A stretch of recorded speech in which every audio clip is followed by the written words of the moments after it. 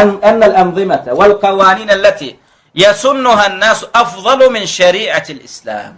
وينشن على كابير فكرته شوات قنامة نظام آدمler tarafından nama kurulan nizamlar düzgünler ve kanunlar kodeksler nama yesunnuhan nas adamlar tarafından nama yasalan. Şuat nama her hükümet nama meclis kuruyadı öz yurduna yürümeklik için rahatını saklamaklık için nama hükümler kodeksler kanunlar nama tertip düzgünler nama diyorlar girdiyorlar.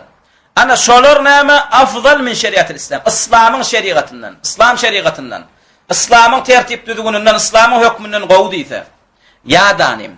Enne ahkamel İslam la yasluhu tatbiqaha fi hadal asr. Ya da İslam hükmü la yasluh mümkünler tatbiqaha amal asırmaklığını şu asırda deyse. Bu asır nama adamlan asmanı şuyan vakti. Şunun mu adamlan nama bari görüyen vakti. Nama İslam hükmü bolmaya. Bu adamlar bat össü. Şunun mu yaş olanlar bakinlik ediyor. Şunun mu Gıylar balaklı krasovkolu gediye. Bu vat östü deyse. İslam hükmü vat bolmaya. Bu östü barayan adamlar nama göya ol Amerikan'dan kan boylar var ya bu erkinlikle gediklerin öküdün boyundan nama yüpdün yanı iyi de tesik gittiyenler. Nama edil şuat östü barayan adamlar diye nama İslam hükmüne getirmeklik iyi de kalmaklığına sebep boluyor deyse. وأن الإسلام وأن الإسلام كان سببا في تخلف المسلمين. Ya da Müslümanlar şeriat diýeniz öýdüňize seredin. Sizin ýerde galmaklığınızdan näme şu İslamyň hükmü sebäp boldy. Amerika, Ýewropa seredin. Olaň ösmekliklerine näme dinleriniň hükmünden çykyp özlerine näme hüküm ýasanlyklaryndan boldy olaň ösmekligi diýdi. Sizem şoň üçin o dinni bermen ol bir topor näme düýe wakan goýunmakan şarwaraplan näme tertip düzgünne edep ahlagyna o aň düşünjesine näme babat çolong döwrüne bap gelen hükümler. Inni siz öz hükümüňizi hem özüňiz ýasan. Näme şeýseňiz sizem Amerika, Ýewropa ösörsiňiz diýse. Aw an yahsura al-islam fi alaqati al-mar'i bi rabbih. Ya dani näme musulmanlar beýle diniňizden näme gowruňyz hoş bolsa iň bolmanda näme an yahsura baglak goýun diýse diýe İslamyň hükmüni diňe Allah bilen guluň arasynda diýe. Düşündiňmi? Mescit namazyny okyp diýe. Mescitde molla bol çykdyň ýolla bol diýe. Düşündiňmi? Öýüňe geldiň näme musulman bol edara geldiňmi? Edaraň isleýişi alyk adam bol diýe. Düşündiňmi? Öýüňde kim bol şo bol diýe. Hökümete geldiňmi? Hökümet bol diýe. Düşündiňmi? Emma näme diniňizi Allah bilen näme adamyň arasynda goý diýe. Yani kim özü ibadet edesi gelse etsin diýe. Emma daşından sen yine bir yerinin näme Rabbına gelmekliğine, dine gelmekliğine sebep bolma diye. Diýilýän näme sen dagwatyň sen kölegärinden çykmasyn diye. Emma ol Allah'a ibadet etsi gel. Hem etsin ana mescit diye. Sen hiç de öwretme diye. Wagt nasihat işlerini geçirme diye. İkiden artık üýüşme diye. Toparlanşyk bolýar diye. Emma ol dil öwrenisi gel. Hem yana mescit bana mabna gosyn diye. Mescitten çykdyňmy din ýadyndan çykdyn diye. Bular näme serkifde edilen zat. Düşündiňmi? Serkife girdi Hristiyan, serkifden çykdy ateist. Düşündiňmi? Şoň üçin sen mescide girdiňmi musulman bol diýe. Öýüňe geldiňmi isse musulman bol, işim ýok diýe. Köçe çykdyň, men kommunistmi sen kommunist bol diýe. Şu edara geldiň, demokratmy sen demokrat bol diýe. Düşündiňmi? Kim şu zatlar näme duna an yetedahhala fi şuyunil hayatil uhra diýe. Yani dini näme beýleki näme hayatyň näme işlerine, durmuş işlerine goşmaň diýe. Dini siyasata goşmaň diýe. Dini iktisadiyete goşmaň diýe. Dini näme oku çeşmelerine goşmaň, ilim ocaklarına goşmaň diýe. Dini näme saglyk pudoklaryna goşmaň diýe. Dini işlada goşma diýe. Dini diňe näme mescitde öýüňde näme kalbyňda sakla diýe. Din gowdat diýe. Kalbyňda götürüp gezip görmeli diýe. Düşündiňmi? Dini başga zatlara näme goşmaň diýe. Kim şey diýse näme murted. Şol adam näme namaz okysa da kafir. Şol adam agaz eklese de kafir. Şol adam näme uyadığımız Kur'an, Muhammed hak diýse de kafir şolay. Şu sözü eşitip näme? Kim bir de tekfir diýenem bolsa näme? Kıyamatda näme? Öýdi cezasyny berýär. Tekfir bolýanem bolsa şol adam kafir. Şu meselede näme? Tekfir bolýan bolsa näme? Bolaýaly. Şol İmam Şafii rahimahullah näme bolan? Peýgamberimiň dogan oglan bolan. Häşimilerden bolan. Näme? Rasulullah'ın maşgalalarını söyöneken Şafii rahimahullah. Ondan bu ağzından kan peygamberimizin maşgalasını övmöklük sözünü eşten soňlar Şafii radıyallahu rahimahullah näme şay dip töhmet atýarlar. Bulam Şafii bar ya. Şafii de näme diýär? Rasulullah'ı söýmöklük şaylyk bolýan bolsa, onda men şay diýär. Muhammed ibn Abdülvehhab'ın tawhid da'waty eýrana etdi. Näşataýda bir eýranly alim tawhidi kabul etdi. Tawhide gelýär, şirki taşlaýar. Buňa Vehhabi dip töhmedini atýarlar. Şonda näme etdi? Goşgu ýalyp goşgusunda näme diýär? Fa in kana tabi'u Ahmedin mutawahhiban felyeşhed thaqalani bi anni Vehhabi. Kimde kim diýär? Muhammed sallallahu aleyhi ve selleme eýermekli Vehhabilik saýan bolýan bolsa, onna ansu jins şaýat bolan men Vehhabi diýär. Şunuňmy? Şoň üçin bizem Allah'ın dinine namys edip, näme Allah'ın hükmünün gelmekligini isleýärmiz üçin. Ya da näme yeketek ýeriň ýüzünde bir Allah ibadet edilip, ondan gaýra ibadet edilmeliligine dawat etýärmiz üçin. Rasulullah'ın näme göz guwanjymyz, baş täjimiz, näme we görellämiz, we näme şonuň sünnetine näme direltmeklik üçin dawat etýän bolsa, we Allah'ın we Rasulunyň kafir diýenmiz üçin. Bir de Vehhabi diýen bolsa biz Vehhabi. Bir de tekfir diýen bolsa biz tekfiri. Bir de gowy musulman diýen bolsa cezahullah hayr. Allah Teala näme bize we olara da näme hayır ceratyny bersin. Ve yedhulu fi hada an-naqid. Ve yana şu dini bolýan zatlara näme ýerýär? Men yara anna infaz hukm Allah fi qatl yad as-sariq aw rajm az-zani al-muhsan la yunasib hada al-asr diýär. Ve kimde kim näme pikir etse diýär? Men yara kimde kim pikir etse diýär?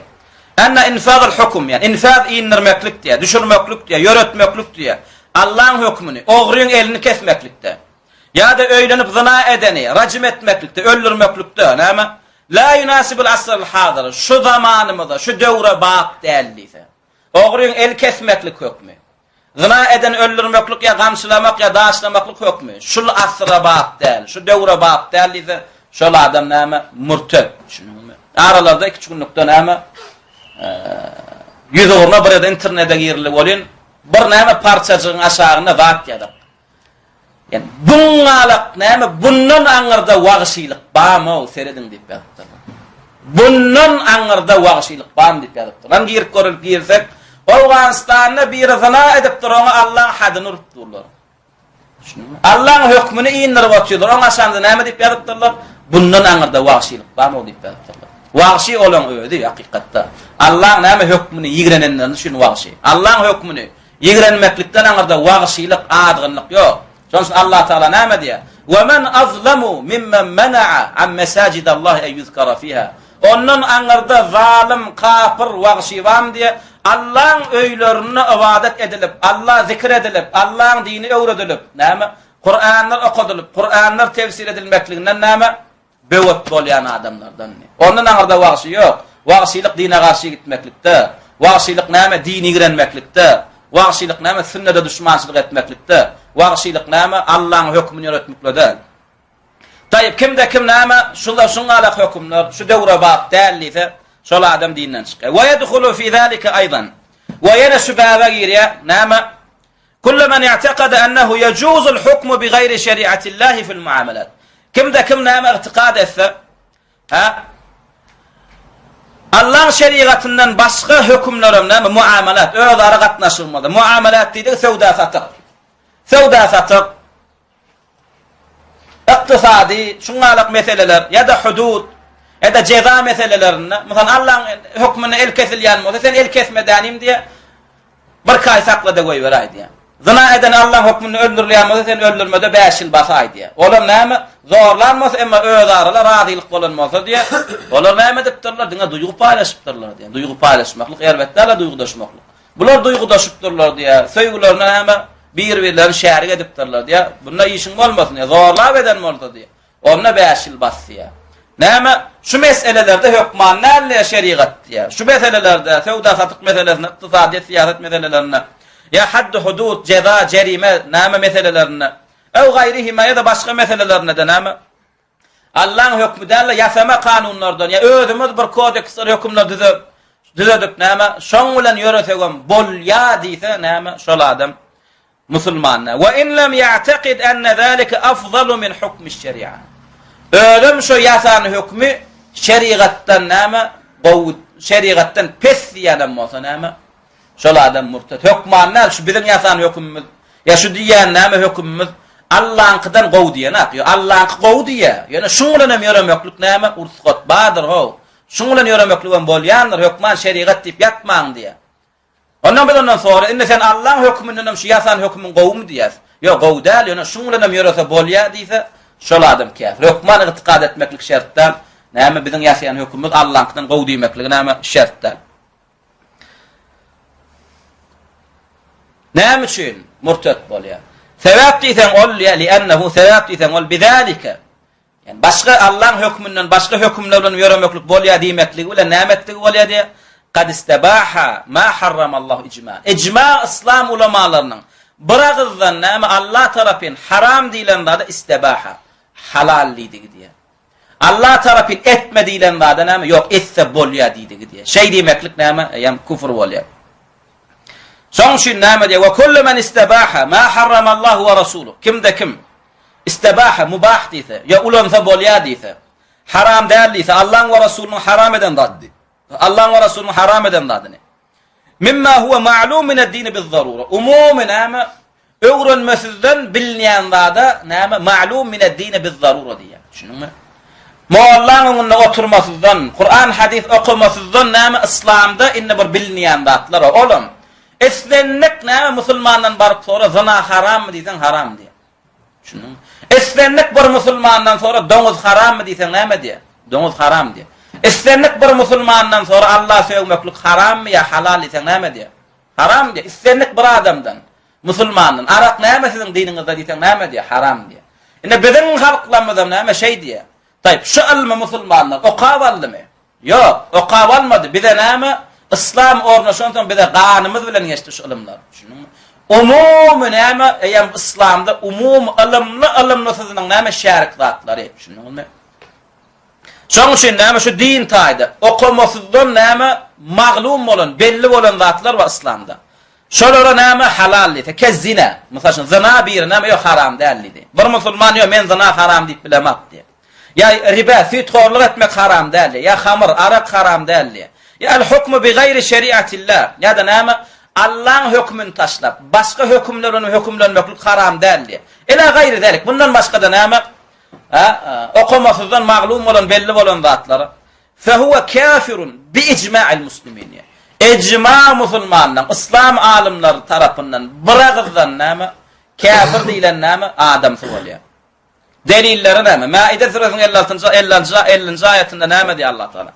Afa hukmel jahiliyeti yabgun. Näme olar kafirliň hökmüni isteýärlermi diýär. Afa hukmel jahiliyeti yabgun. Allah Taala ýazgyryp, inkar edip, öz hökmüni taşlap, kafirliň hökmü bilen ýöreýän musulmanlara näme diýär? Afa hukmel jahiliyeti yabgun. Näme inni olar kafirliň hökmüni yabgun isteýärlermi diýär. وَمَنْ أَحْسَنُ مِنَ اللّٰهِ حُكْمًا. Allah'ın hökmünden aňyrda gow hökm nirde var diýär. Ýöne bunu kim bilýär diýär? Li kavmi yuqinun. İman eden kavm bilýär diýär. Allah iman eden adamlara diýär, Allah'ın hökmünden aňyrda hökm ýok diýär. Ve Allah iman etmediği adamlar üçinem Allah'ın hökmünden aňyrda gow hökm ýok. Ýöne näme üçin iman edenler üçin diýär? İman eden iman etmedikden gowulya dinin göderliklerini. Şunuňmy? Şoşun bir kafir dine girmeden öň İslam'a bir nukta nazarda teret ya. İslam'a girenden soň näme? Doli başgaça teret ya. İslam biziň pikir edişimizden gow kenni. Din ya biziň pikir edişimizden gow kenni. Şoň üçin Allah Taala bu dine iman etýänlere, Allah iman etýänlere, peýgambere iman etýänlere, dinim İslam diýenlere Allah'ın hökmünden aňyrda gow hökümli wam diýär. Afa hukmel jahiliyeti yabun inne olur diýär näme? En gow hökm. Allah'ın hökmüni taşlap kafirlaryň hökmüni isteýärlermi diýär. Ve yana Maide suresiň 44-nji aýetinde näme diýär? Ve men lem yahkum bima anzalallahu fa ulaika humul kafirun. Kimde kim Allah'ın iýinleriň hökmü bilen hökümlenmese olar kafirlardyr diýär. Ve yana Maide 45-nji aýetinde näme diýär? Ve men lem yahkum bima anzalallahu fa ulaika humuz zalimun. Ve kimde kim näme Allah'ın nazil eden, Allah'ın iýinleriň hökmü bilen hökümlenmese olar zalimlardyr diýär. وين مائدان 47 ayetinde näme diye ve men lem yahkum bima enzelallahu fe ulaika humul fasiqun diye. Ve kim Allah'ın inlerin hükmü bilen hüküm etmedi olur fasiklardır diye. Allah'ın tağadından çıkanlardır diye. Şoň üçin näme yeketek Allah'ın derejähine kabul boljak din İslam ondan başga näme kabul edilen din batıl. Bu näme Al-İmran surasının 58-nji 85-nji ayetinde Allah Teala näme diye. Ve men yebtegi gayra'l İslam dinen fele yuqbala minhu. Kim İslam girse gayra'l İslam, İslamdan gayri dine felen yuqbala minhu. Ebeden onun dini kabul bolmaz diye. Ve men yebtegi gayra'l İslam dinen. Kim İslamdan gayri din islese diye. Ve ona da girse felen yuqbala minhu. Ve onun näme kabul bolmaz. Ve huve fil ahireti minel khasirin. Ve kıyamette olur näme ahirette utulanlardan bolarlar. Dawdakylardan bolarlar diye. Ve yana Nisa surasının 56-njy ayetinde näme diye Allah Teala? İnnellezine kafaru bi ayatina. Şübhesiz bizim ayetlerimizde kafir bolanlar diye. İnnellezine kafaru bi ayatina. Şübhesiz bizim ayetlerimizde kafir bolanlar. Bizim ayetlerimizde iman etmedikler. Sevfa nuslihim nara. Olary gelecekde näme dawdakda yakar diye. Ve her daim näme nudijat juluduhum ve kullama nadijat juluduhum. Ve her daim olan yanıp näme ciltleri, hamları utorsa täzeden olara näme ham ördürürse, et ördürürse. Beddelnahum juludun ahara. Olan hamların derlerin etlerini täzelerse. Yanıp utorp gitmek yok diye. Da pikir etmesin diye kapırlar näme yanıp odunun näme külö soňam yele sowurlup gidişýärler. Menem dowlukda yanıp kül soňam yel bolup gider näme yelewsen näme bir tozan bolup giderni ötmesin diye. Yanıp näme deriň utorp, etin utoru berdimi diye. Täzeden deriňi, hamyň etini näme ördürür diye. Näme üçin? Liyazuqul azab. Azaby näme? Dowamatly dadyp durarlar ýalyk diye. Duyup durarlar ýalyk diye. Ennallaha azizan hakima. Innallaha kana azizan hakima. Näme üçin näme şübhesiz Allah azizdir, hakimdir diye. Aziz demek näme? Ol kafirlerden Allah Teala azizdir, aralyp bilýändir diye. Aziz hiç yeňilmeýän. Buyursa näme diyeni edilýän, bir zat talap etse talaby gaýtarylmaýan, bir zatyň garşysyna uruş etse uruşunda näme yeňilmeýän. Şoňa Allah Teala aziz. Näme üçin bulara bu azaplar berenni? Allah men aziz diye. Maňa düşmançylyk edenler ýaýnap, baýnap gezer öýtýär diye. Yok, men aziz diye. Olardan aralýan diye. Ve hakim diye. Ve men hikmetli olara beren azabym näme? Zulümden diye. Olan haky diye. Adil hüküm etdim olur diye. Ve Nisa'nın 65-nji ayetinde yine Allah Teala näme diye. Allah'ın hükmüne näme dolu gelmesen imanın näme bolmajaklığına. Fela ve rabbike la yu'minun hatta yuhakkimuka fima şecere beynehum. Thumma la yecidu fi enfusihim haracan mimma qadayta ve yusallimu teslima. Fela ve rabbike Rabbinden kasam olsun ey Muhammed iman etmediler diye. İmanlı olmadılar diye. Fela ve rabbike. Yok diye Rabbinden kasam olsun ey Muhammed la yu'minun. Mümin hasaplanmadılar, Müslüman hasaplanmadılar diye hatta yuhakkimuka. Ta sana hüküm ettirýän çäler fîmâ şecere beynehum. Şular ýalyk öz aralarına davaly meselelerine diye. Näme fela ve rabbike la yu'minun hatta yuhakkimuka fîmâ şecere beynehum. Fela ve rabbike Rabbinden kasam olsun ey Muhammed olur näme mümin bolmadylar ta öz ara davaly meselelerine hatta yuhakkimuka sana hüküm ettirýän çäler. Ve sen hüküm edenden soňam diye näme yine şerti näme la yecidu fi enfusihim haracan mimma qadayta. Öz nefslerine diye näme nägileli näme nägile bolmasalar diye. Nägilelik bolmalar diye. Haraç dediği nägilelik bolmalar. Ve näme senin eden hükmüňe de näme kalplarında nägilelik, närazilik bolmalar diye. Senin eden nämäňi hükmüňe näme dolu razilik bilen, kanagat bilen islam almalılar diye.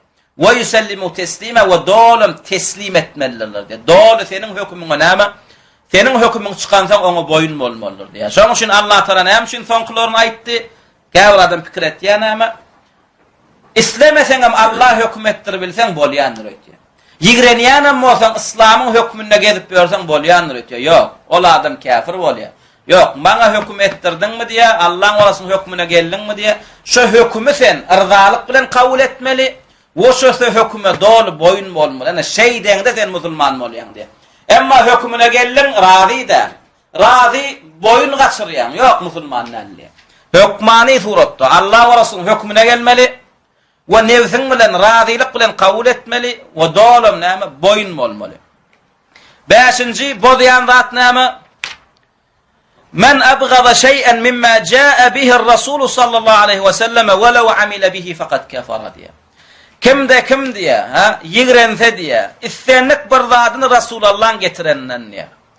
Resulullah'ın getiren dininden, edim gılımından, hükmünden, getiren sünnetlerinden bir zatı kim yigrense diye, şu zatı etyenem olsa kafir diye. Şunun mu? Şart yigrenip şu zatı etmesizlik de değil. Ettiye şodadı, yöne yüreğine yigrenç var şodadı. Şoladın nâme dinden çıkıyor. Sakal koy veriyor, yöne yigreniye. Hicab giyye, yöne yigreniye. Namaz okuya, yöne yigreniye. Şu zatları. Keşke namaz farz olmadık bolsa diye içinde. Keşke şu sakal buyurulmadık bolsa. Keşke şu hicab buyurulmadık bolsa diye. Keşke arak haram edilmedik bolsa diye. Keşke zina haram edilmedik bolsa diye. Yöne zina dedin, arak mı çenak, yöne içinde yigreniye. Sakalım koyuyor ya. Örtünüyorum, namazım okuyor. Öyle yigrenç var yüreğinde. Şol adam kafir. Delili neymi Muhammed suresi 8. 9. ayetlerinde Allah Teala neymi diye وَالَّذ۪ينَ كَفَرُوا kafir olanlara diye neymi فَتَعْسَنْ لَهُمْ onlara kargış olsun diye. Betbağçılık bolsun diye. Onlara utuluş olsun diye. Kafirlara neymi olsun? Kargış olsun diye. Kafirlara utuluş olsun diye. Kafirlara utuluş olsun diye. Ve azalla a'malahum ve olan nama amalları biderek oldu diye. Ve azalla a'malahum ve olan amalları zayi diye. Zayi oldu, biderek çıktı diye. Ne için? Sebebi ayet diye. Ne için Allah kafire kargış etti? Ve amalları biderek dedi. Zalika sebebi diye bi ennehum olur diye kerihu ma enzelallah. Allah'ın inniren vaadini yigrendiler diye. Allah'ın inniren vaadini halamadılar diye. Allah'ın iyinleren vaadine düze düş verecek bolurlar diye. Şeydenler çüynem فَأَحْبَطَ أَعْمَالَهُمْ şu vaadi etyenem mordular diye. Olan neyme amalını puca çıkart diye. Sogapsız diye olan amali. Namazı koya yigreniye namazın yerine sogap almağın yerine neymet diye günah kadan diye. Ve yine Allah Teala Muhammed surasının 25, 26, 27, 28. ayetlerine neymet diye yanım geçik gitti bu ayet. إن الذين ارتدوا على أدبارهم من بعد ما تبين لهم الهدى الشيطان سول لهم وأملى لهم diye. Şüphesiz şular yalak nâme iyizlerine mürtet bol qaydanlar diye. Hak hidayetin nâmedin bilenlerinden son. Oları nâme sebep bollu diye. Olan nâme mürtet bol mukluklarına. Hak hidayet yolunun döğenmekliklerine. Şeytan mollu diye. Sevvele lehum. Oları nâme küfrü, betkılıkları, yerved amalları. Zinetlerini korkozdu. Ve emlâ lehum. Oları arzular dünyasına sallı diye. ذَلِكَ بِأَنَّهُمْ قَالُوا şeytan nemçin bil kastain olur ağırladı diye müminler iman bekleri ağırlamadı diye sebebi olur diye قَالُوا لِلَّذ۪ينَ كَفُرُوا yevreylere beyle kapırlara nemediydiler ha مَا نَزَّلَ اللّٰهُ سَنُطِعُ ذَلِكَ بِأَنَّهُمْ قَالُوا لِلَّذ۪ينَ كَفُرُوا مَا نَزَّلَ اللّٰهُ سَنُطِعُكُمْ ha sebebiden olur diye neme Allah'ın iyinleren dinini yigrenen kapırları yevreylere neme senuti'ukum ba kâvir zatlarda neme sizin diyenlerinizi ederiz. Kâvir meselelerde siz bilen neme Allah'a şüpheler fidiler diye. Vallahu ya'lemu israrahum. Neme için siz musulmanlardan gizlin hanına, pınhan hâle duşuşlar geçirip bunlarla gurumlar etiyeniz diye. Allah sizin gizlin zatlarınızı, pınhan sırlarınızı eşkara çıkarıp bilmeyenler etiyeniz mi diye. Enne bu kınalak şeyle kafir olandan yağdayı ne hilek borka diye kaçanla olan canını alıp periştiler diye. Yüzlerini arkalarını ort guzdularıyla neme gurdular kamçılasalar diye. Ne için olur neme beyle cebirlere, cefalara, azaplara sebep olacaklar kıyamette. Zalike sebep diysen olur. İtteba'u ma esgatallah. Olur neme Allah'ın neme kaharı getirecek zatlar ettiler. Ve kerihu rizvana ve Allah Teala'nın razı olacak amallarını etmediler, yigrendiler. Şeydi ben fe ahbata a'malahum olan neme sogapları puca çıktı diye. Wallahu Teala a'la ve a'lem. Vesselamu aleyküm ve rahmetullahi ve berekatuhu.